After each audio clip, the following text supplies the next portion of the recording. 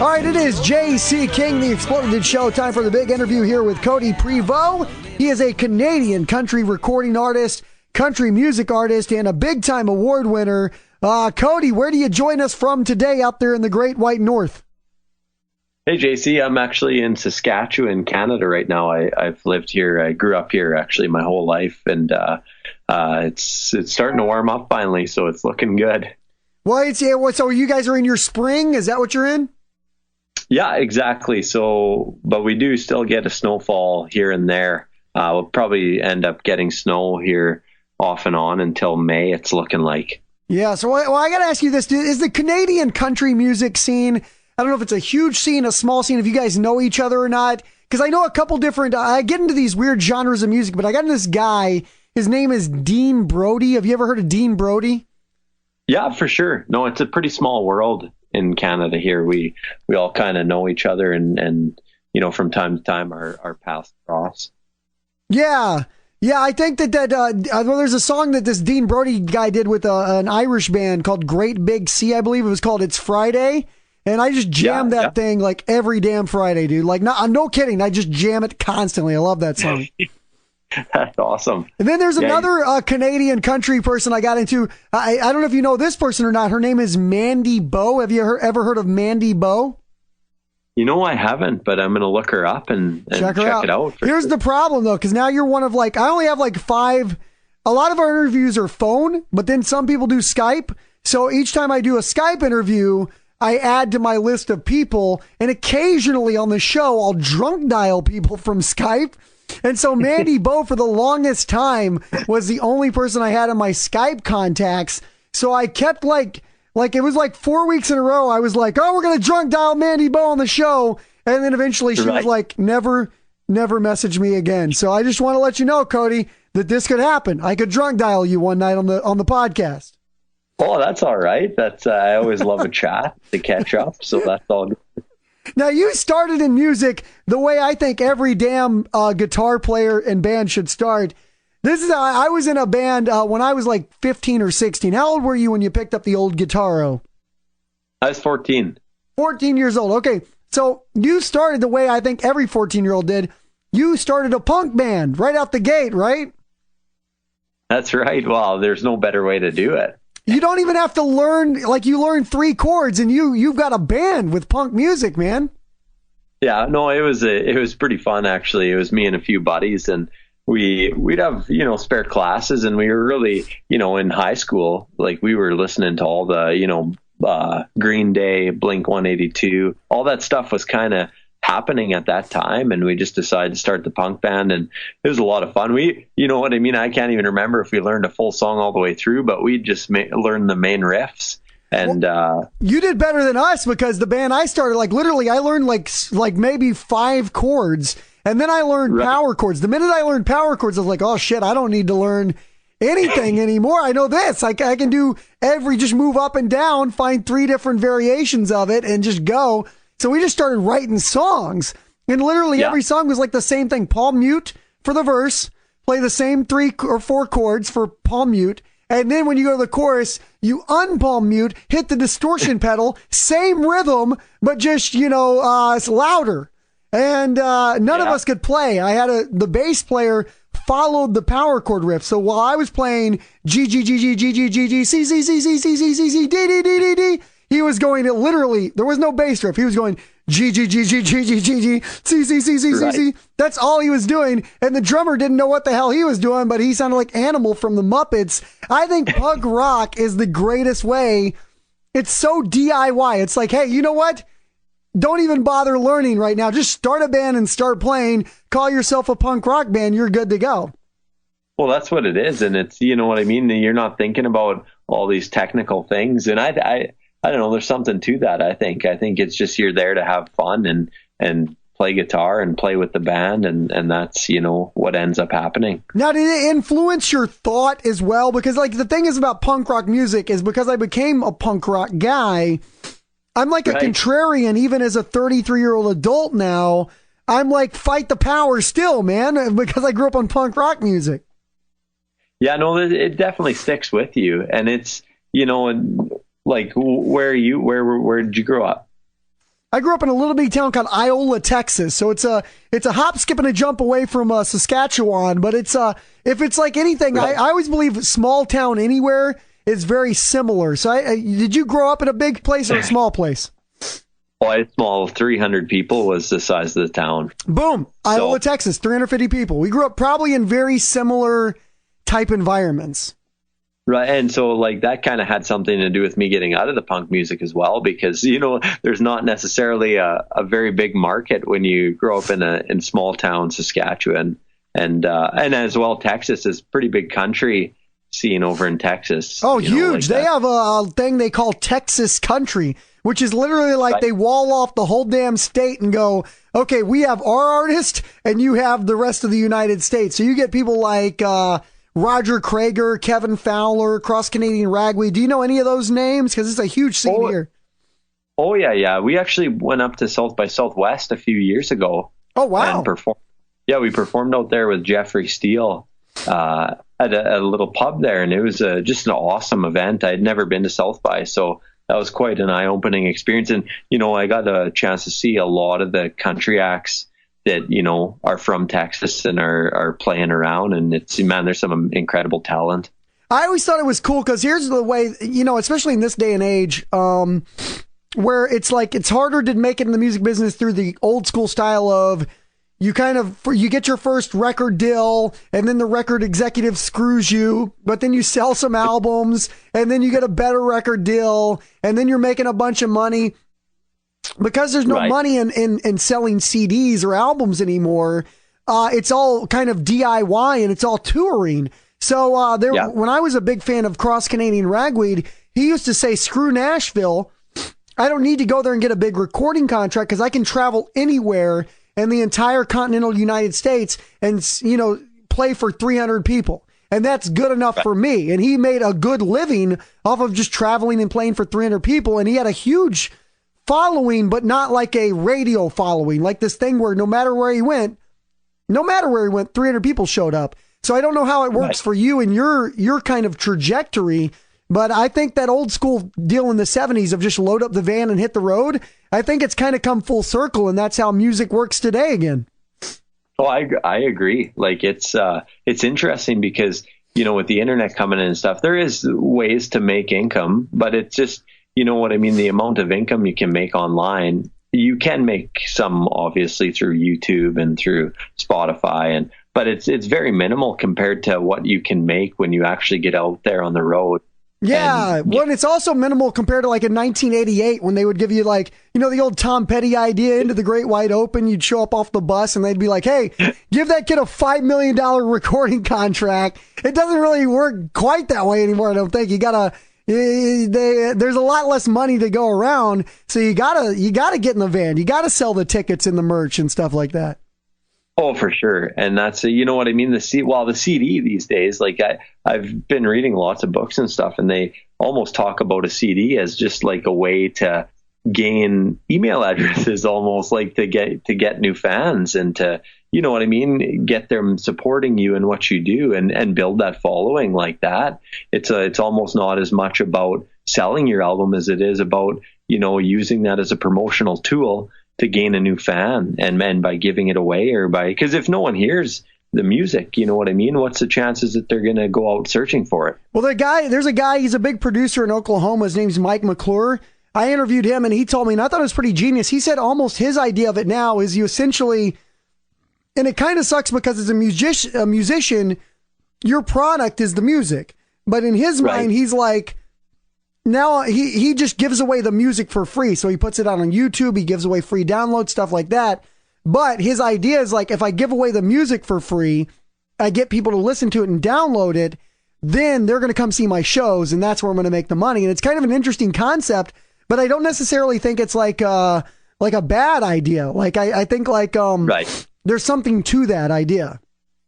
Well, even for myself, like, using that music as a way to get people to join you on your mailing list, and then they get to know you through there. Like it's more about getting the people to know who you are as a person and becoming almost a friend and a fan and a supporter. And that's like, to me, that's kind of where it's at these days. And if you can build a big enough following like that, then you can go out there and you can, tour and get more people in the seats. And the best, to me, the best frame of advertising is word of mouth. And when you can give away your music and get people talking to other people about it, I think there's no better way to spread the word. Now, how long have you been a country artist? How long have you been like pursuing this as a career?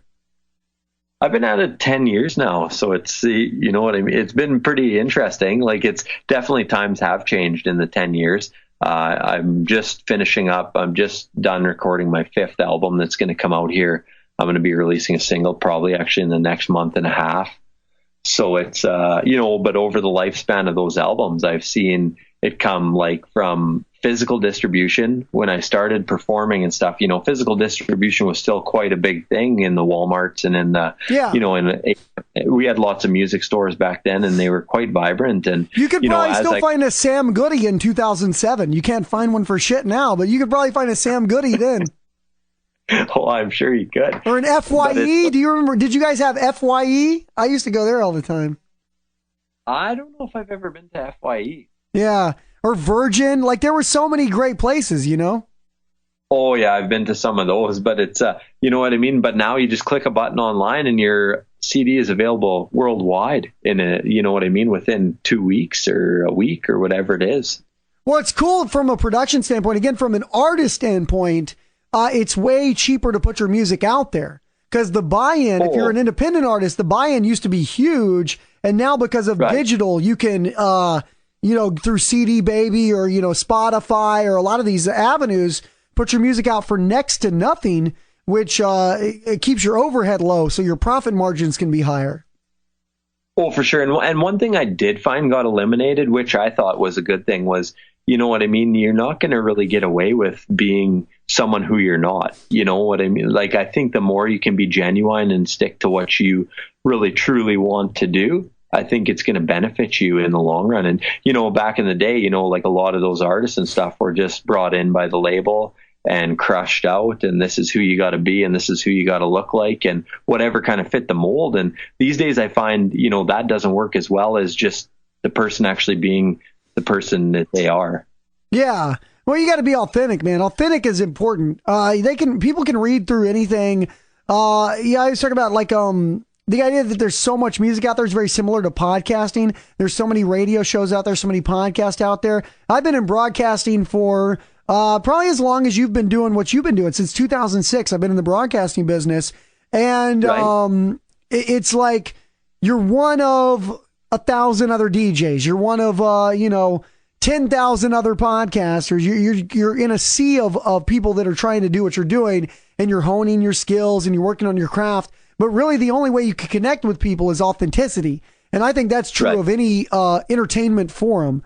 I know, I always say, radio and broadcasting is like a step above weatherman. So, obviously, it goes musicians are way higher on the level of what people consider to be art. But I consider what I do an art in a way. You have to learn a skill set to be able to do it. And so, authenticity is so important because that's when you connect with people. People can connect to what's real. And do you find when you're writing songs, the more you realize that, because you probably started like anybody, you probably started when your very first couple songs were probably just I don't know, some rote crap that you heard 100,000 times because you're like, oh, I got to have a drinking song and I got to have a small town song and a dirt road song and a bonfire song. Has it evolved now to where you're writing more things that are truer to you?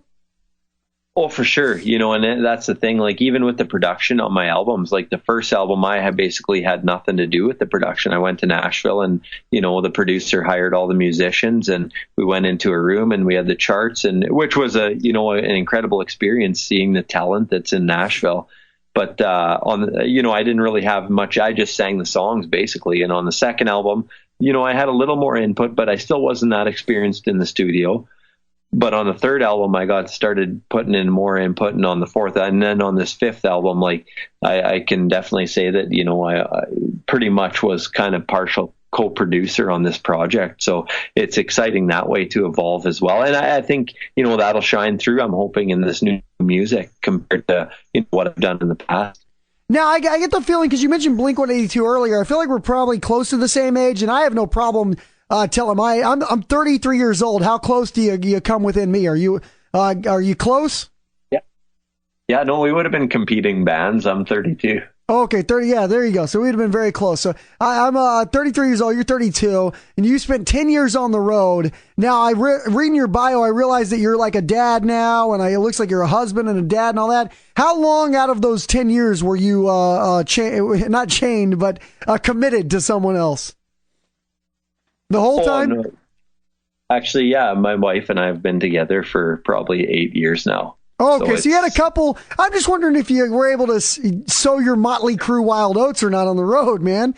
Because that's why I always think like, I used to go like, oh, son of a, because I'm what they would call a prude, Cody. I'm like a pilgrim. I can literally count my girlfriends on one hand. I don't even need a whole hand. I've had 3 serious relationships in my entire life at 33, and I kind of look back sometimes and go like, son of a bitch, should have sowed some more wild oats. Now, did you go crazy for a couple of years? Did you enjoy the rock star lifestyle or no?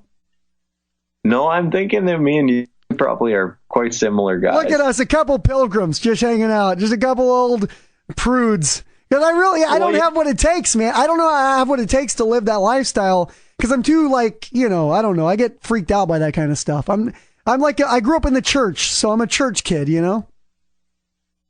Right. And, that's always been one of the things, I've always just loved music so much that none of that stuff mattered to me. You know what I mean? Whenever I was playing a show or, I was focused, with some of the nights when I'd first start out and stuff, I'd be doing pamphlets with questionnaires in them, asking people what they thought of the show and what songs I should cover and what they'd like me to see me be doing in the future. And you know what I mean? I was really into my business. Yeah.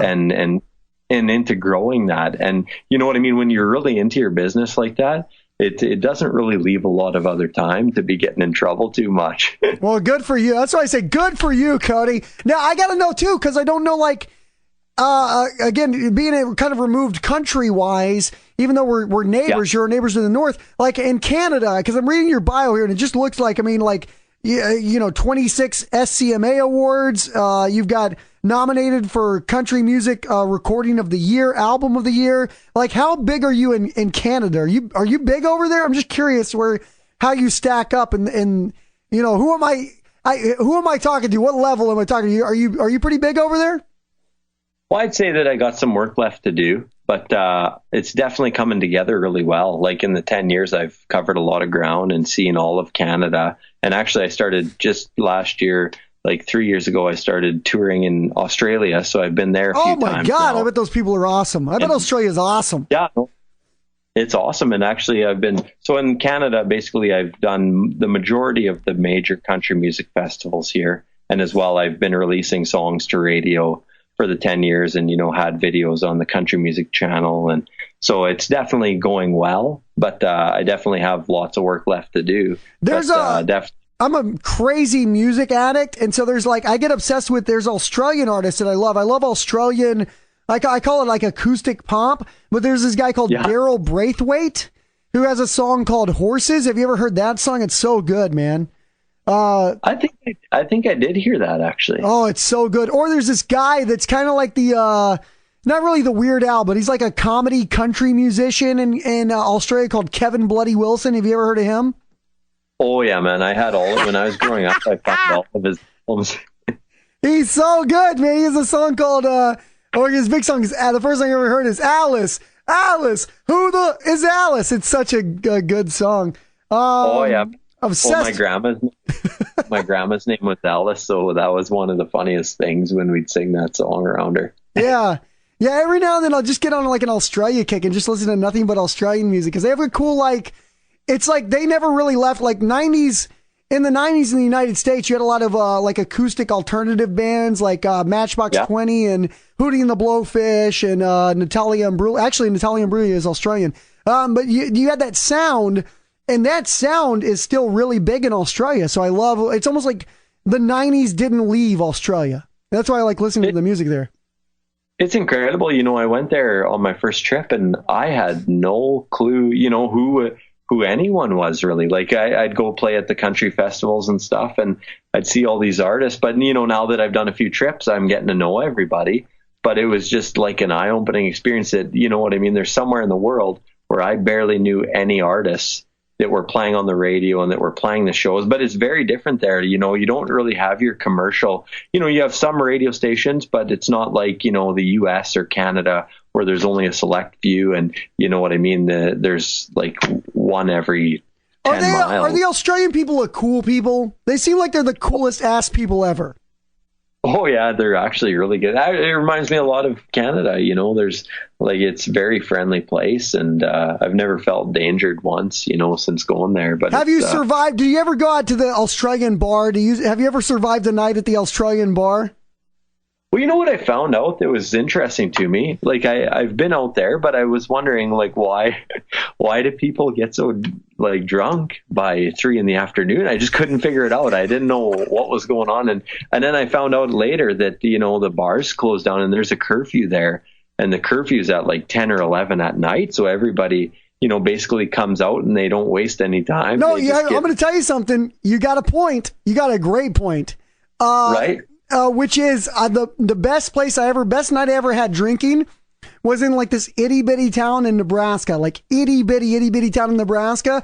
And everything that people think about when they hear about Texas is they always think ride their horses to the store. Everybody has cowboy hats and handlebar mustaches and that kind of stuff. Well, that's true in Nebraska. Like that's literally like everyone rides a horse. Everyone has a handlebar mustache. I've only had moonshine twice in my life. It was the 2 times I went to Nebraska. But they, at midnight is when the bars close in Nebraska. So everybody, like, it's like you party like crazy when you're out at like 9. You're just like, go, go, go, go, go. But then you actually get home and you get some sleep.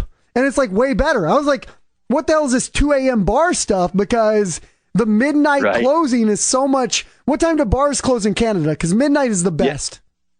Yeah, it's about the same though. It's at 2 or 3 in the morning. Like you're out kind of all night, and no one shows up at the bar or whatever until like 11 o'clock or something. Yeah. Yeah, it's crazy. Yeah, and then the next thing you know, it's 3 a.m. and you're going to get IHOP, and you're wondering, you know, why am I eating pancakes at 3:30? And it's like a weird thing. It's really bad. Yeah, it's awful. So I loved it, Australia. So Australia closes the bars early, so everybody essentially goes and drinks in the afternoon, but gets a good night's rest, is what you're telling me. Yeah, exactly. I love it. I think the California is threatening to leave the United States.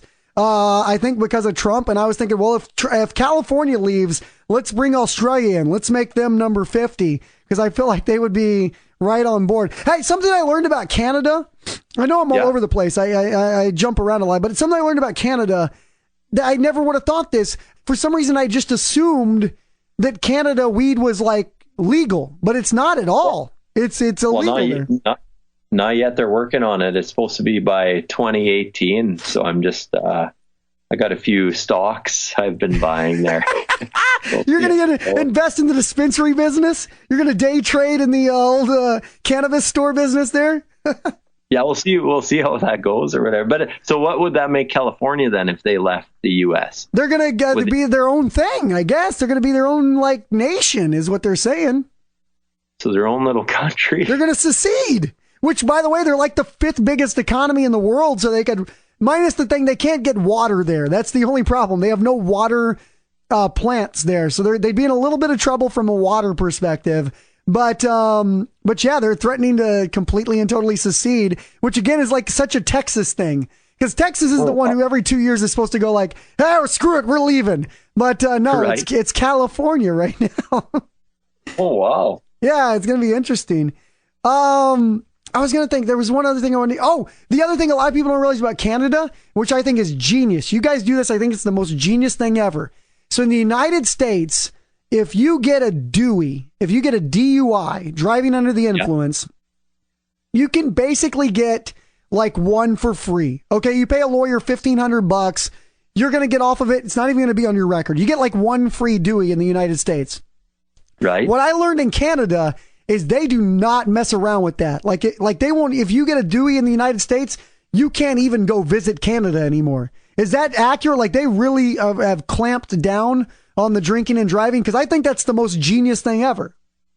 Oh yeah, it's bad. Like if you get caught, like, and it's not even high limits. Like it seems like they keep bringing them down more and more. Like I'm thinking like 2 drinks. Like if you get caught, they'll impound your vehicle for like a week or whatever. And then, you know what I mean? You could face jail time, or like, it's pretty intense. Yeah. You know, the regulations for drinking and driving. And a lot of people actually, like, I think it has cut back quite a bit on people doing it. I think it's genius, because I think that's why it's so prevalent in the United States, is because you essentially get one get out of jail free card. All you have to do is pay a lawyer $1,500. You'll get away with the first one. And you have to be on like number 3 before you're actually looking at jail time. And so I always went like, hey, what if we did like Canada? You guys have got to figure it out. And you just made it to where like the first one was like incredibly bad to get. And I think people would go like, oh, let's not do that. That's a bad idea. They'd be more likely to follow the law, I would think. Well, it definitely helps with making people obey the rules. That's for sure. And it's also like Canada's not even it's not like you guys are a teetotaling country. It's not like you guys are a bunch of prudes and don't drink. I mean, you guys invented Bob and Doug McKenzie. Strange Brew. Strange Brew was made in Canada. Yeah, we got quite a few beers we're making down here. So yeah. So you guys drink, you just do it responsibly. And I'm like, oh, America should learn. The United States should learn from our good friends up in Canada. Codie, where can people check you out, man? I want everybody to go download your music, listen to it. I think we're going to play a song during the podcast. Ralph I think he got one from you to play. Is that right? Yeah, and I'll make sure that it's sent or whatever. So we'll play the single here in a second. I'll let you introduce it before we wrap up. But where can people go check you out? Yeah, for sure. Online, you can go to Facebook, Twitter. Just go to twitter.com/Codie Prevost, facebook.com/Codie Prevost Music. You can go to my website, which is CodiePrevost.com, and it's CodiePrevost.com. And on there, actually, if you join the mailing list, you'll get a copy of my album for free. So there's just a tip for everybody if they want to check out the music. And you can get the tour dates on there, and obviously links to iTunes and all that fun stuff as well, to all the albums. And YouTube has all the videos up there. So I just want to thank you, JC, for having me on the show. It's been awesome. Excited, man. So let's do this. Codie Prevost, check him out online. Go get his music. Listen to it. Awesome guy. A lot of fun. Every time I talk to any Canadians, I always go, son of a bitch, these are the coolest people ever. And he'll probably get a drunk dial from me at some point because he's on my Skype account now, but we'll just let that. We'll see what happens in the future with that. But let's introduce, on the way out of the interview here, we're going to play your song. So go ahead and introduce your song on the way out. What are we going to play? Yeah, for sure. We'll play a song called Say My Name. All right, so here you go. Codie Prevost, Say My Name. Thank you so much for joining us, Codie. I really appreciate it. Thanks, JC. It's been awesome. All right, here you go. Here's his song, and we'll be right back with more on the Exploded Show.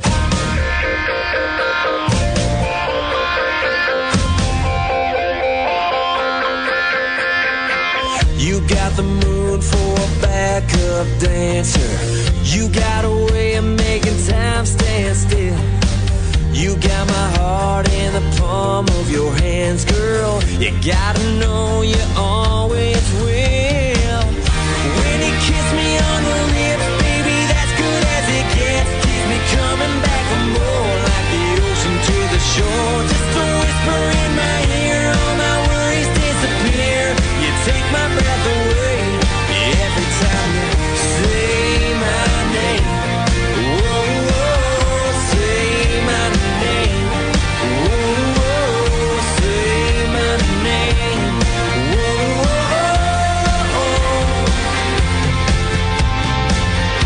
You and me and the fireflies dancing, searching for each other in the dark. We let the night sky be our silver screen. There's no denying you're a superstar.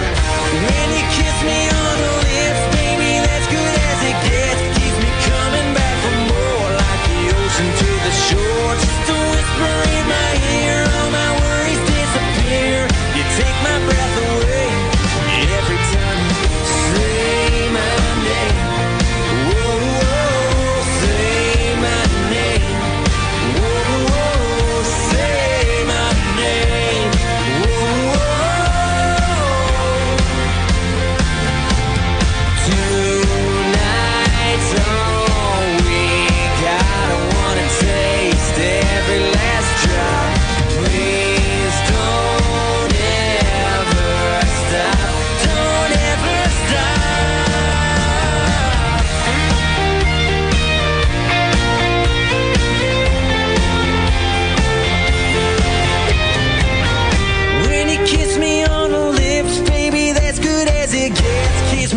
coming back. Keep me coming back. Just a whisper in my ear, all my worries disappear. You take my breath away.